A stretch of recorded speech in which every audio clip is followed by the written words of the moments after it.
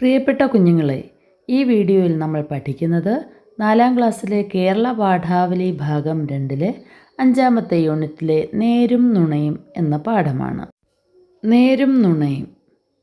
അരമനയുടെ പുറകിലുള്ള തോട്ടത്തിൻ്റെ വലിയ മതിൽ ചാടിക്കിടന്ന ഴാങ് നിരത്തിലെത്തി. അപ്പോൾ അയാളുടെ തോളിൽ തൂങ്ങിയ സഞ്ചിയിൽ കിടന്ന് വെള്ളിക്കരണ്ടികൾ കിലുങ്ങി. അയാൾ സഞ്ചി മാറോട് ചേർത്ത് പിടിച്ചു. ചുറ്റും പരിഭ്രമത്തോടെ നോക്കി. ഇല്ല, ആരും കണ്ടിട്ടില്ല. ലോകം മുഴുവൻ സുഖനിദ്രയിലാണ്. അയാൾ മാനത്തേക്ക് നോക്കി. മരങ്ങൾക്കിടയിൽ വലിയൊരു വെള്ളിത്തൊട്ടുപോലെ തിളങ്ങുന്ന ചന്ദ്രൻ. നേരം പുലർന്നാലുടൻ സഞ്ചിയിലെ വെള്ളിക്കരണ്ടികൾ വിൽക്കണം. കിട്ടുന്ന കാശുകൊണ്ട് സഞ്ചി നിറയെ അപ്പം വാങ്ങണം. ഴാങ്ങിൻ്റെ ചുണ്ടിൽ ചിരി പടർന്നു. നേര് പറ, ഈ വെള്ളിക്കരണ്ടികൾ നീ അരമനയിൽ നിന്ന് മോഷ്ടിച്ചതല്ലേ? നടക്ക്, എന്ന് സത്യം തെളിയിച്ചിട്ട് തന്നെ കാര്യം. വെള്ളിക്കടയിൽ വെച്ച് തെളിവോടെ പിടിക്കപ്പെട്ട ഴാങ് പോലീസുകാർക്ക് മുന്നിൽ ഉത്തരമില്ലാതെ കുഴങ്ങി. അരമനയിൽ മെത്രാൻ്റെ അരികിൽ കുറ്റവാളിയായി നിൽക്കുമ്പോൾ അദ്ദേഹത്തിന് നേരെ ഒന്ന് നോക്കുവാൻ പോലും ഴാങ്ങിന് കഴിഞ്ഞില്ല. ഈ വെള്ളിക്കരണ്ടികൾ ഇയാൾ ഇവിടെ നിന്ന് മോഷ്ടിച്ചതാണ്. തൊണ്ടി മുതൽ നീട്ടി ജേതാവിനെ പോലെ നിന്ന പോലീസുകാരനെ നോക്കി മെത്രാൻ ചിരിച്ചു. നിങ്ങൾക്ക് തെറ്റിപ്പോയി സഹോദര. ഇന്നലെ വിരുന്ന് കഴിഞ്ഞു പോകുമ്പോൾ വെള്ളി കൊണ്ടുള്ള ആ വിളക്കുകാലുകൾ കൂടി ഞാൻ സമ്മാനമായി നൽകിയതാണ്. പക്ഷേ അദ്ദേഹം ആ വെള്ളിക്കരണ്ടികൾ മാത്രമാണ് കൊണ്ടുപോയത്. അലമാരിയിലെ വിളക്കുകാലുകൾ ചൂണ്ടി മെത്രാൻ ശാന്തനായി പറഞ്ഞു. ഴാങ് മെത്രാനെ മിഴിച്ചു നോക്കി നിന്നു. അയാളുടെ തൊണ്ട വരണ്ടു പോയിരുന്നു. പോലീസുകാർ മെത്രാനോട് മാപ്പ് പറഞ്ഞു മടങ്ങി. കുറ്റഭാരത്താൽ തലകുനിച്ചു നിന്ന ഴാങ്ങിൻ്റെ ചുമലിൽ തലോടിക്കൊണ്ട് മെത്രാൻ പറഞ്ഞു, സഹോദര, ഈ വിളക്കുകാലുകൾ കൂടി എടുത്തുകൊള്ളൂ. ഇനി ഇവിടേക്ക് വരണമെന്ന് തോന്നിയാൽ ഇരുട്ടിൽ മതിൽ ചാടിക്കടന്ന് ബുദ്ധിമുട്ടേണ്ടതില്ല. പടിവാതിൽ ചാരിയിട്ടേ ഉണ്ടാകൂ. താങ്കൾക്ക് അതുവഴി വരാം. ആരും തടയുകയില്ല. ഴാങ് നിറകണ്ണുകളോടെ മെത്രാനെ നോക്കി. വെള്ളി വെളിച്ചം തൂകുന്ന ചന്ദ്രനെ അത്രയും അടുത്തയാൾ ആദ്യമായി കാണുകയായിരുന്നു. ലോക സാഹിത്യത്തിൽ തന്നെ മികച്ച കൃതിയായി നിലനിൽക്കുന്ന ഫ്രഞ്ച് നോവലാണ് വിക്ടർ ഹ്യൂഗോയുടെ ലേ മിസറബിൾസ്.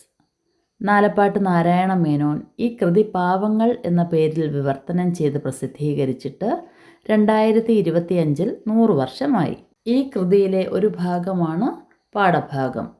വിധവയായ സഹോദരിയുടെ കുട്ടികളുടെ വിശപ്പ് കണ്ട് സഹിക്കാതെ റൊട്ടി മോഷ്ടിച്ചതിന് 19 വർഷം തടവ് ശിക്ഷ അനുഭവിക്കേണ്ടി വന്ന ആളാണ് ഴാങ് വാൾ ഴാങ്. ജയിലിൽ നിന്നും പുറത്തിറങ്ങിയ അയാൾക്ക് ഒരിടത്തും കിടക്കാൻ സൗകര്യമോ കഴിക്കാൻ ആഹാരമോ ലഭിച്ചില്ല. എന്നാൽ ഡി എന്ന പട്ടണത്തിലെ മെത്രാൻ അയാൾക്ക് ഭക്ഷണവും കിടക്കാനുള്ള സൗകര്യവും നൽകി. പക്ഷേ എല്ലാവരും ഉറങ്ങിയപ്പോൾ ഴാങ് അവിടെ ഉണ്ടായിരുന്ന വെള്ളിക്കരണ്ടികൾ മോഷ്ടിച്ചുകൊണ്ട് അവിടെ നിന്ന് കടന്നു. പ്രഭാതത്തിൽ ആ മോഷണ വസ്തുക്കളോടൊപ്പം പോലീസ് അയാളെ മെത്രാൻ്റെ മുമ്പിൽ കൊണ്ടുവന്നു. മെത്രാൻ അയാൾക്ക് മുമ്പിൽ വെള്ളി വെളിച്ചം തൂകുന്ന ചന്ദ്രനായി മാറി. പഠന പ്രവർത്തനങ്ങൾ നോക്കാം. വെള്ളിക്കാലുകളും കരണ്ടികളും താൻ സമ്മാനമായി നൽകിയതാണെന്ന് മെത്രാൻ പറയാൻ കാരണമെന്താവും? വളരെ കാലത്തെ ശിക്ഷ കഴിഞ്ഞു വന്ന ഴാങ്ങിനെ രക്ഷപ്പെടുത്താനാണ് വെള്ളിക്കാലുകൾ താൻ നൽകിയതാണെന്ന് മെത്രാൻ കള്ളം പറഞ്ഞത്. അല്ലെങ്കിൽ മോഷണക്കുറ്റത്തിന് ഇനിയും ഒരുപാട് വർഷം അയാൾക്ക് ജയിലിൽ കഴിയേണ്ടി വരുമെന്ന് മെത്രാൻ അറിയാമായിരുന്നു. ഈ കഥയ്ക്കു നൽകിയ തലക്കെട്ട് അനുയോജ്യമാണോ? എന്തുകൊണ്ട്? ഴാങ് വെള്ളിക്കരണ്ടികൾ മോഷ്ടിച്ചു എന്നതായിരുന്നു നേര്. എന്നാൽ ഴാങ്ങിനെ രക്ഷിക്കാനായി വെള്ളിക്കരണ്ടികൾ സമ്മാനമായി നൽകിയതാണെന്ന് മെത്രാൻ പോലീസിനോട് കള്ളം പറഞ്ഞു. ഒരു നന്മയ്ക്ക് വേണ്ടിയുള്ള ഒരു നുണയാണ് ഈ പാഠത്തിലെ പ്രതിപാദ്യം. അതിനാൽ ഈ തലക്കെട്ട് പാഠഭാഗത്തിന് അനുയോജ്യമാണ്. അടുത്ത പ്രവർത്തനം നോക്കാം. വെള്ളിത്തളിക പോലെ, പപ്പടം പോലെ എന്നൊക്കെയാണ് ചന്ദ്രനെ പറ്റി പറയാറുള്ളത്. ഈ കഥയിൽ ചന്ദ്രനെ വെള്ളിത്തൊട്ടു പോലെ എന്ന് പറഞ്ഞത് ഉചിതമായോ? എന്തുകൊണ്ട്? ഴാങ് ഒരു കള്ളനാണ്. അയാളുടെ സഞ്ചിയിൽ വെള്ളിക്കരണ്ടികളാണുള്ളത്. നേരം പുലർന്നാൽ വെള്ളിക്കരണ്ടികൾ വിറ്റ് കാശാക്കണം എന്ന ചിന്തയാണ് അയാളുടെ ഉള്ളിൽ.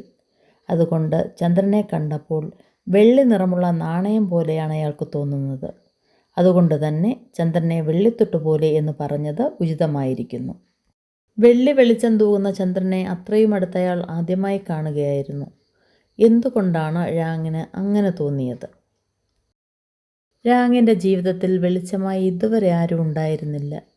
വളരെ സ്നേഹത്തോടെ ഭക്ഷണവും ഉറങ്ങാൻ സ്ഥലവും നൽകിയ മെത്രാനെ പോലും ചതിച്ച തന്നോടുള്ള അദ്ദേഹത്തിൻ്റെ സ്നേഹം കണ്ടപ്പോഴാണ് രാങ്ങിൻ്റെ മനസ്സിലെ ഇരുട്ട് മാറിയത്. ഇത്രയും വലിയ നന്മ ആദ്യമായി കണ്ടതുകൊണ്ടാണ് രാങ്ങിന് ചന്ദ്രനെ അത്രയും അടുത്ത് ആദ്യമായി കാണുന്നതായി തോന്നിയത്.